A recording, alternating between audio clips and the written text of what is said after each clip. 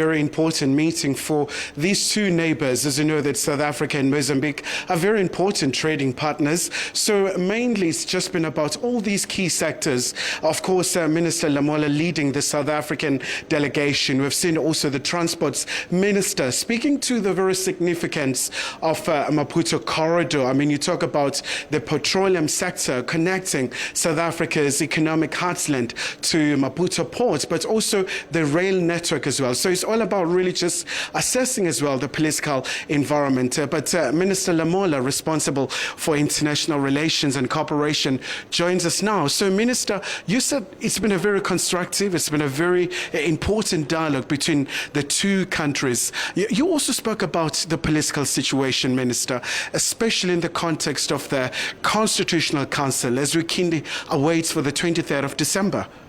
Yeah, indeed, it was a very constructive engagement between two friendly countries which were exchanging notes and various issues of bilateral agreements between the two countries. As you have already said, the Maputo corridor and a number of agreements on trades that exist between the two countries, which are very significant for both economies, issues of security, stability, and also the issues of communities around the border area, which are very important in terms of moving forward to allow the transportation of the various goods. And as you have already said, the issues related to the Constitutional Council, which we are also awaited its outcomes, which we believe that the communities should continue to exercise restraint and allow this due process, which is what the laws of Mozambique prescribes for.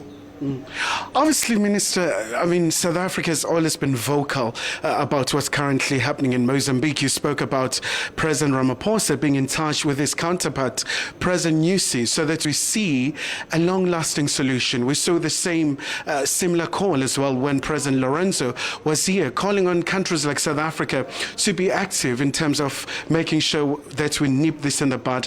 So far, what did you get from your counterparts in Mozambique in terms of perhaps any assistance for South Africa in terms of mediation or anything to that effect? Yeah, we continue to assess the situation, and we are in constant engagement with our counterparts in Mozambique. And as I've said, the President is also in constant engagement with President Nyusi, and even with the leaders in the region, the SADC region, to continuously engage on the political situation, which obviously a resolution of this situation needs a political engagement solution. So we continue to do so. But we also express the need and the processes that needs to be respected in terms of the Mozambican laws, the Constitutional Council, which is the final arbiter in terms of the outcomes of the elections, which we will obviously have to wait for, and we will be guided by it, but we continue to assess and plan for all scenarios that may arise. Minister, obviously it's a very busy time. It's a festive season. South Africans oftentimes go and have a good time in Maputo. From your assessment so far, Travel Smarts, DECO, your message to the people? Yeah, the message is that the situation remains tense, and there is commitment in terms of transporting the essential goods, which we think the commitment will be carried through by our counterparts in terms of all the modes of transport, rail, land transport, and also the port, which is an important corridor, the people to people. It will not be easy for people to just go in terms of tourism because the situation does remain tense.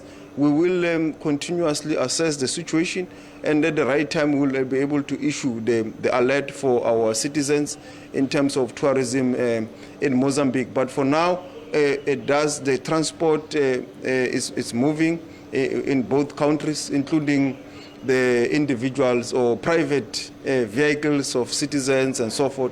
But we have to continue to assess the situation and monitor it and allow the process that has been agreed here to take its course. Before we let you go, Minister, your message to the political players in Mozambique. I mean, for example, we've seen Mr. Malelane has been this ringleader calling for these massive demonstrations. I mean, for example, tomorrow calling for a day of mourning for the people who have died. What can you say so that we see a peaceful Mozambique? This is a country that really knows the price of the war after independence. They know really the ramifications. Yeah, indeed, that peace is very important for political and economic stability. And once you lose it, it's difficult to maintain it or restore peace. So it is important for all the political role players to exercise their political rights within the confines of the law, to also engage in a peaceful engagement, but also to open the lines of communication. I'm encouraged by the fact that there is some level of engagement that is happening amongst themselves, as it was said by the minister from Mozambique, by President Nyusi.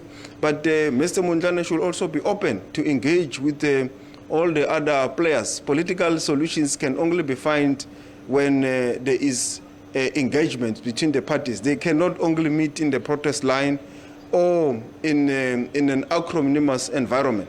But they must also open engagements, because with that engagement, a solution can be found. So we will not want to see the Republic of Mozambique going back into a civil war. As you have said, they know the price of a civil war is very costly to the economy, it's costly to people themselves, it's costly to the spirit of everyone. So we call for a reframe, we call for peaceful allowance of the elections process that will be announced by the Constitutional Council of Mozambique when it's ready. That process should be respected by everyone and play by the rules and by the book, and be able to say, with this outcome, all of us, there can't be perfect elections. In Mauritius, a leading party accepted the outcomes of elections. In Botswana, they did the same. We did the same here in South Africa, despite us not getting a fully-fledged 50+1. So elections are a product of the people, and the process of elections in any country, it can never be perfect. You will have to accept some level that certain situations may not be material to the outcome, but put the people first and the stability of your country first. So that will be my message. All right. Minister Lamola, thank you so much indeed for your time. So Unatsu, that's South Africa's International Relations and Cooperation Minister Lamola, really talking about all these key issues.